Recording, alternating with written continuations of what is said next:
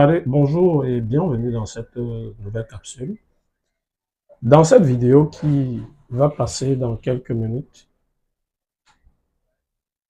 vous reconnaissez déjà ce monsieur qui s'appelle Arnold Schwarzenegger. Il fut gouverneur en Californie.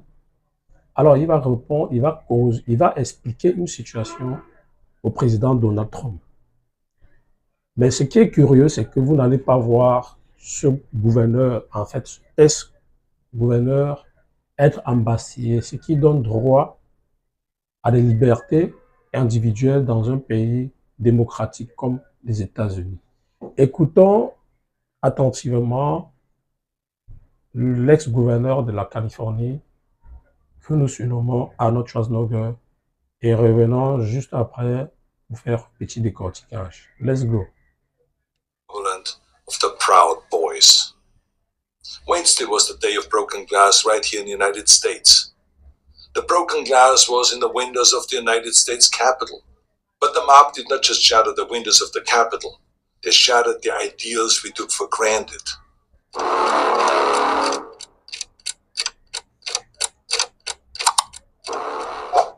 Tout a commencé comme tant d'autres provocations qui semblaient inoffensives. Presque banales, une phrase lancée en l'air par quelqu'un habitué à transformer les attaques en applaudissements.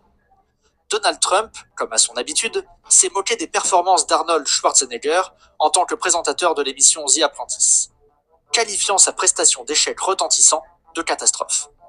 Pour beaucoup, cela n'aurait été qu'une de ces innombrables piques lancées en public. Un titre de plus, un poste de plus pour alimenter les réseaux sociaux et les cycles d'indignation fabriqués. Mais cette fois-ci, quelque chose de différent s'est produit. Arnold n'a pas ri, il n'a pas ignoré, il n'a pas riposté avec ironie. Il a lancé un défi public direct. Pourquoi ne pas échanger nos places? Cette provocation lourde de sens a traversé les frontières en quelques secondes. Elle est devenue virale, s'est répandue parmi les algorithmes et a atteint les continents à une vitesse que seuls ceux qui comprennent les médias, la scène et le pouvoir pouvaient-ils prévoir. C'est là que la rhétorique arrogante de Trump s'est heurtée à l'image solide d'un homme qui, contrairement à lui, a construit son autorité dans plusieurs domaines: le cinéma, la politique, la gestion publique, l'imaginaire populaire. Schwarzenegger, avec sa voix ferme et sa réputation de celui qui n'a plus rien à prouver, n'a pas répondu comme une célébrité offensée. Il a répondu comme un homme d'État qui comprend le poids des mots et sait où ils font le plus mal. Et ça a fait mal. Car l'enjeu était l'image de Trump en tant que symbole incontesté du leadership, de la domination des masses, du contrôle du récit. En s'attaquant à ce pilier, Schwarzenegger n'a pas attaqué l'homme, il a attaqué le mythe. Et il a exposé une blessure que beaucoup feignaient d'ignorer, la fragilité de l'ego présidentiel lorsqu'il est confronté aux faits, à l'éthique, à l'histoire. Les réseaux sociaux, habitués à réagir avec des emojis et des You don't hand matches to an arsonist, and you phrases percutantes, le visage d'Arnold est devenu le symbole d'une indignation contenue qui avait besoin d'un canal pour s'exprimer. Et elle l'a trouvé. Car pour la première fois, quelqu'un a réussi à toucher Donald Trump, là où il est le plus sensible. Sa vanité, son sentiment d'invincibilité, sa conviction qu'il pourrait toujours dicter le rythme du récit. Pendant ce temps, la presse, auparavant partagée entre couvrir et amplifier Trump, s'est tournée vers quelque chose de nouveau. Un ancien gouverneur de Californie, né hors des États-Unis, faisait plus que répondre à une attaque. Il articulait un discours sur la responsabilité, sur la vérité, sur le rôle du leadership en temps de crise. Et le public, fatigué des fanfaronnades, a commencé à l'écouter. Le conflit s'est intensifié. Arnold est allé au-delà des mèmes. Il a ressorti des images historiques, rappelé de véritables leaders, évoqué la période de la guerre froide, comparé les attitudes présidentielles, remis en question les alignements politiques et les positions internationales. Il a qualifié Trump de petit fan qui court après les autographes au lieu de défendre les intérêts de la nation. Cette phrase est devenue virale, plus fort que n'importe quel slogan de campagne, parce que ce n'était pas seulement une provocation, c'était une vérité dite par quelqu'un qui a l'autorité pour parler. Et elle est arrivée là où elle devait arriver.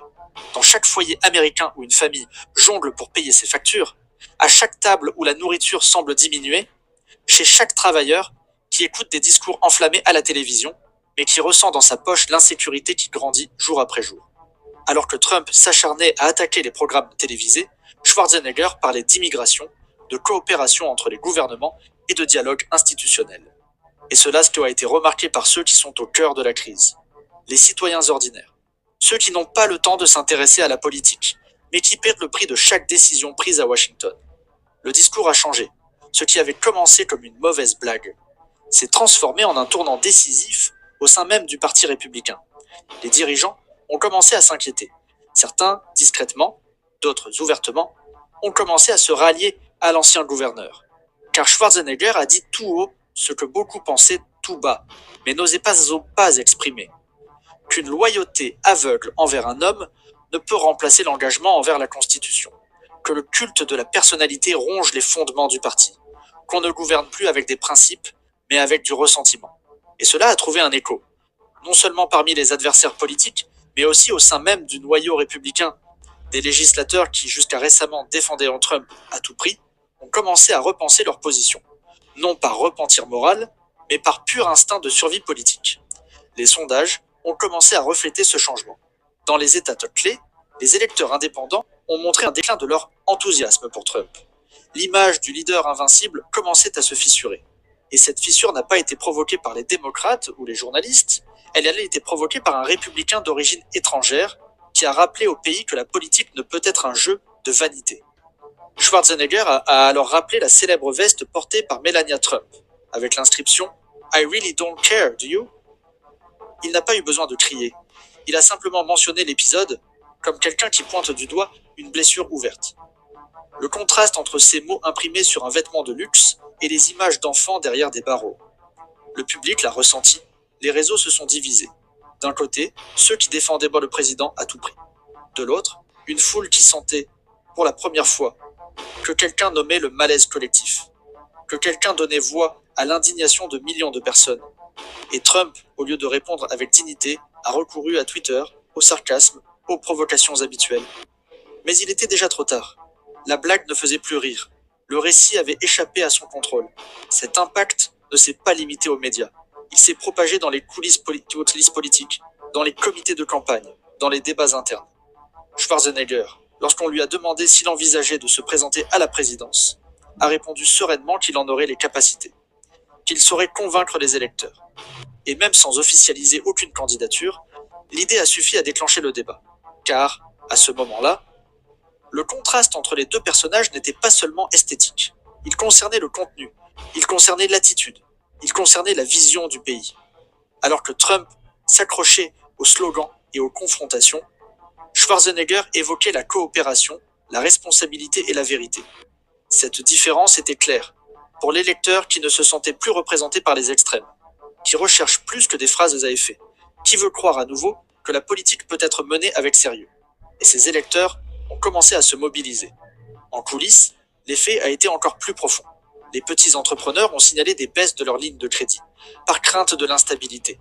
Les camionneurs ont arrêté leurs véhicules, pour protester contre les annulations d'itinéraires et la réduction des frettes.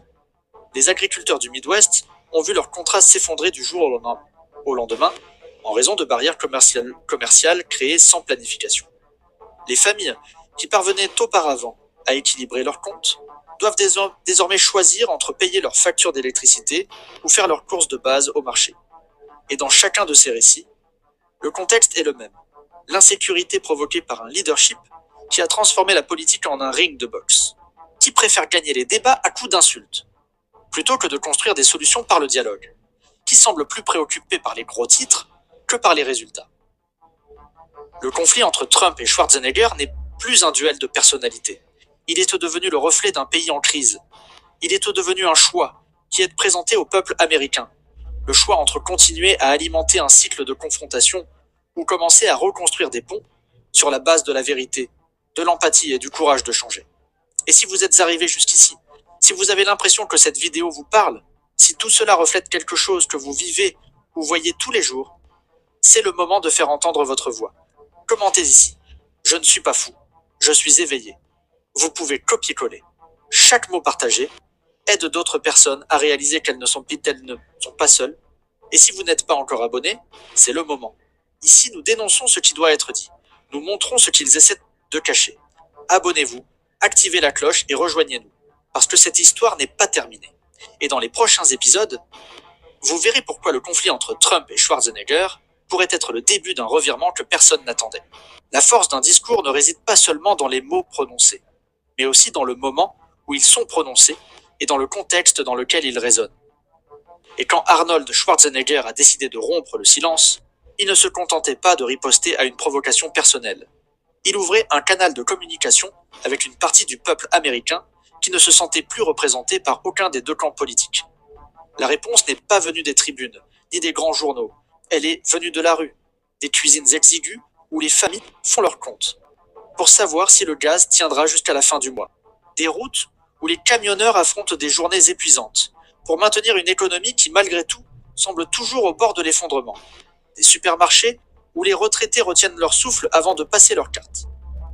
Le clash entre Arnold et Trump a mis en évidence une fracture, le fossé toujours plus grand entre la rhétorique politique et la réalité quotidienne de millions de personnes. Et c'est précisément là que le discours de Schwarzenegger a pris toute sa force. Car tandis que Trump parlait d'audience, Arnold parlait de responsabilité. Tandis que l'un se moquait, l'autre mettait le doigt sur les blessures. Et cela a changé le ton du débat national. La tension s'est propagée, touchant des institutions. Alors, maintenant, nous allons revenir sur la réalité dans notre propre pays.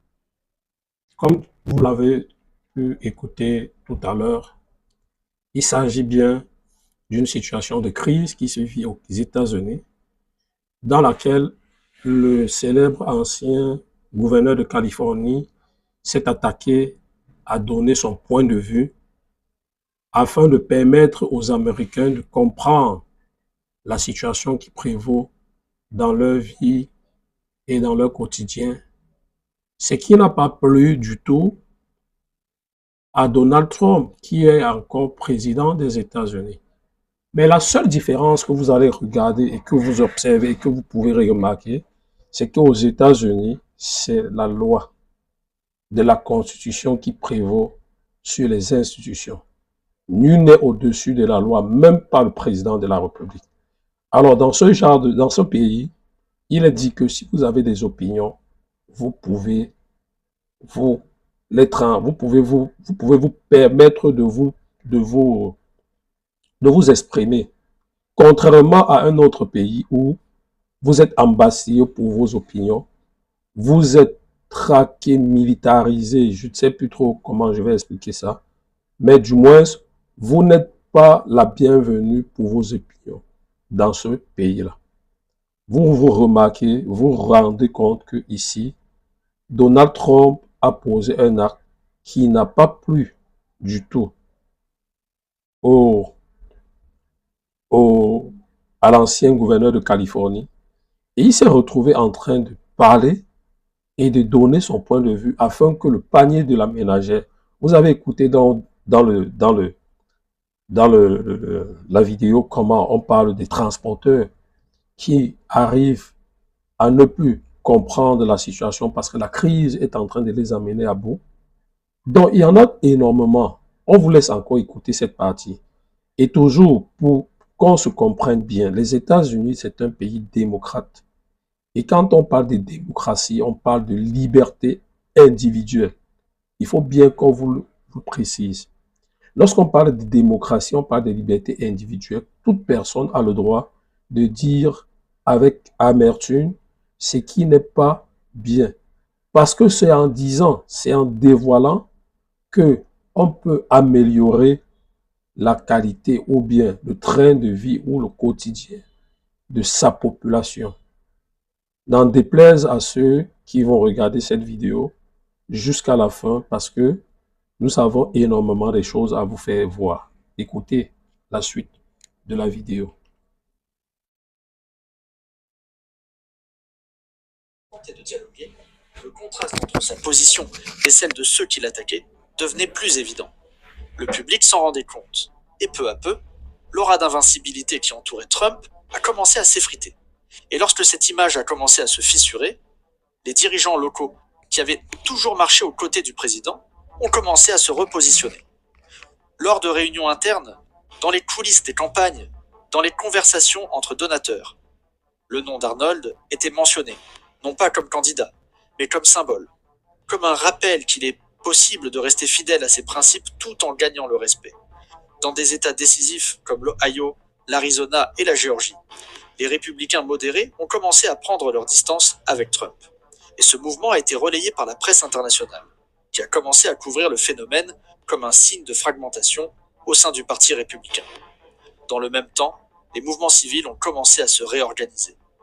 Anciens leaders communautaires, ONG en sommeil, collectifs étudiants, tous ont recommencé à se mobiliser, inspirés par le discours de quelqu'un qui n'a pas promis de miracle, mais qui a exigé la responsabilité.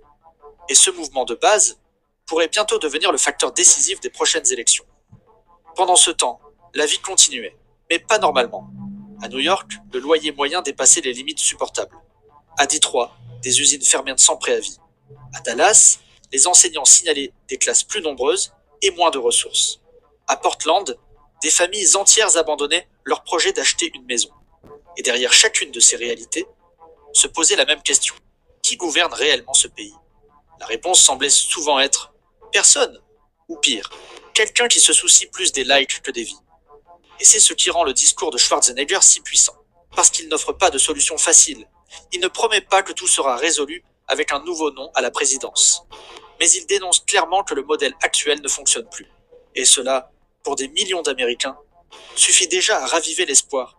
L'espoir qu'il soit peut-être possible de reconstruire quelque chose. Qu'il y ait peut-être encore de la place pour une politique fondée sur la vérité. Et c'est à ce moment-là que l'histoire cesse de concerner uniquement deux hommes. Elle concerne désormais tout un pays. Une nation en quête d'une direction, à la recherche de dirigeants qui ne se cachent pas derrière des slogans, qui ne transforment pas la fonction la plus puissante du monde en une tribune de ressentiment, qui comprennent que gouverner, c'est avant tout écouter, et que la grandeur d'un pays ne se mesure pas aux murs érigés, mais aux ponts construits. Ce qui est en jeu, c'est l'hypocrisie de ceux qui réclament la sécurité aux frontières, mais ne parviennent pas à protéger la dignité chez eux. La contradiction de ceux qui prétendent défendre les valeurs familiales, mais qui méprisent publiquement les familles immigrées. Et Schwarzenegger, avec son histoire personnelle, ses origines hors du sol américain, son ascension grâce à son mérite et à son éthique, représente tout ce que Trump tente de nier. Et cela ne passe pas inaperçu, ni pour le peuple, ni pour l'histoire. Vous pensez que tout cela a du sens? Que ce n'est pas seulement une vidéo de plus, mais le reflet de ce que vous vivez vous-même. Alors commentez ici. Assez de cirque. Je veux du leadership. Vous pouvez écrire. Copier et coller. Chaque commentaire de ce type montre que des gens se réveillent, que des gens sont prêts à sortir du cycle de la colère et à rechercher quelque chose de plus grand. Et si vous n'êtes pas encore abonné à la chaîne, c'est le moment. Ici, nous ne donnons pas d'opinion toute faite. Nous donnons des faits. Nous relions les points. Nous démystifions